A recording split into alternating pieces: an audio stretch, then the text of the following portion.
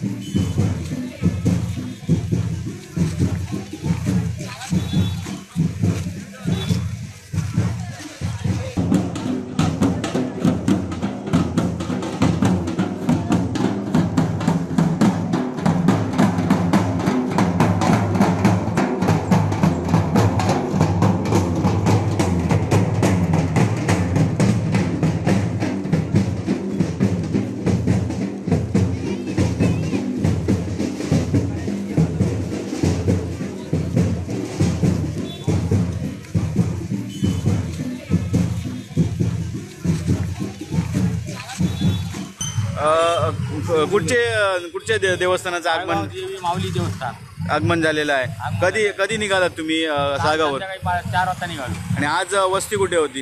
वस्ती परवांच्या घराकडे। कुठचे म्हणजे परवाड्यात? मधुकर परब। आणि आता पहिलेच तुमचे देवतांचं आगमन झालं, आता पुढचं कसं काय नियोजन असेल? नियोजन इथून परत पुन्हा पाठी जाणार, तिथे परत देव आणलं त्या जागेवर परवानगी जाऊन नंतर पुन्हा मार्गी लागणार साळगावला। आता साळगाववरून तुम्ही सगळे चालतच आलात का देवांबरोबर?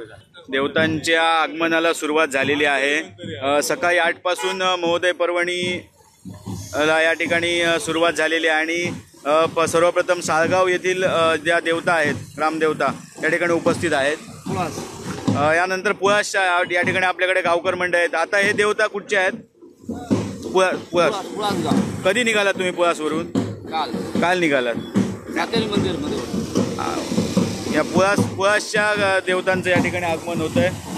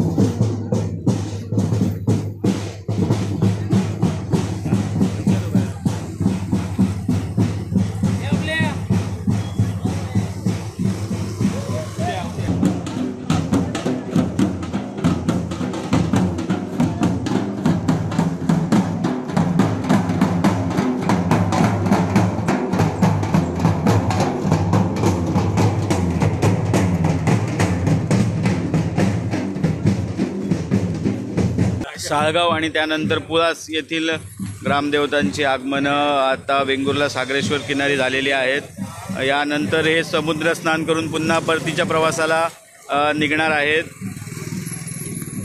या सगळ्या देवता त्याचप्रमाणे ते गावकर मंडळी असतील किंवा या ठिकाणचे भाविक असतील, हे काल आपल्या गावातून संपूर्ण ग्रामदेवतेसहित तरंग देवता असतील यांचं वाद्य या ठिकाणी निघाले होते आणि आता ते रात्री या ठिकाणी वेंगुर्ल्यात मुक्काम करून आता सागरेश्वर किनारी या ठिकाणी तीर्थ घेणार आहेत।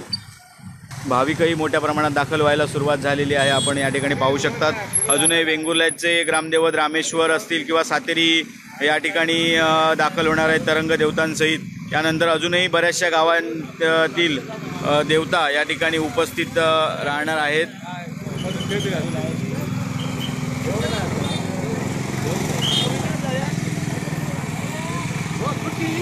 पार्किंगची व्यवस्था सुद्धा या ठिकाणी चोख करण्यात आलेली आहे.